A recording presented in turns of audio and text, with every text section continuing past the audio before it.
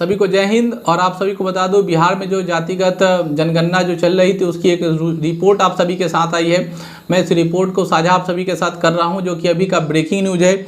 मैं बताऊं कि जैसा कि आप सभी को पता है कि बिहार में जिस प्रकार का जातिगत जो व्यवस्था है उसमें सबसे पहले SC आते हैं, ST आते हैं, उसके बाद OBC 1 यानी BC 1 और BC 2 पिछड़ा जाति और अत्यंत पिछड़ा वर्ग, उसके बाद जनरल कैटेगरी के लोग आते हैं। तो उसमें इस प्रकार का डाटा हमें प्राप्त है जो मैं आपको बता रहा हूं कि BC 1 यानी अत्यंत पिछड़ा वर्ग को जो परसेंटेज में जो बांटा गया है वो 36.01%, पिछड़ा वर्ग को दिया गया है 27.13%। अगर टोटल को मिलाते हैं तो BC यानी OBC बनता है और उसका टोटल जो ग्राफ आया है वो 63.14%। यानी बिहार में पिछड़ों की जाति अत्यंत पिछड़ों की जाति दोनों को मिलाने पर मिलता है 63.14%।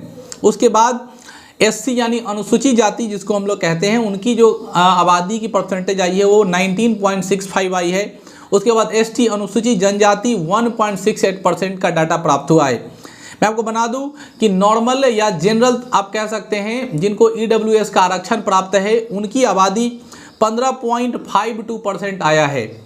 और बिहार में या भारत में किस प्रकार से उन्हें आरक्षण प्राप्त है, ये आपको जानकारी के लिए बता दूं कि जिस प्रकार उनको आरक्षण प्राप्त है यह बहुत ही कहीं ना कहीं संवैधानिक मानहानि वाली बात होगी। आप आर्थिक रूप से पिछड़े EWS को आरक्षण दे रहे हैं और जिसकी आबादी 63.14% है उसको मात्र 9 के बराबर हम कह सकते हैं, क्योंकि उनको मात्र 27% आरक्षण में उनको सिमेटना कहीं ना कहीं ये बहुत बड़ी कुताही होगी। तो सरकार को इन सभी चीज़ों पर, हालांकि ये एक जातिगत मुद्दा है और ये सरकार से बाहर, लेकिन एक मानवता के नाते अगर आप देखते हैं तो वो मंडल कमीशन आयोग या फिर आदरणीय कर्पूरी ठाकुर के समय एक नारा चला था और बिहार के जननायक के रूप में जो काम कर रहे थे, आप लोग को पता है वो लोग का मांग था, वो लोग हमेशा शुरू से कहे थे, जगदेव बाबू की मांग थी कि जिसकी जितनी हिस्सेदारी उसकी उतनी भागीदारी।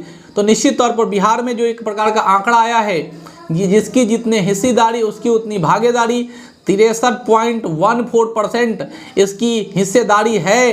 तो 27% आरक्षण में लपेटना कहीं ना कहीं इसके साथ हकमारी जैसा होता है, इनको गर्त में ले जाया जा रहा है। अनुसूचित जाति को 19.65, अनुसूचित जनजाति को 1.65 और समान वर्ग लोगों को 15.52%। अभी मैं कहूँगा तमाम भाइयों को कि धर्म के चश्मे से बाहर आनी चाहिए।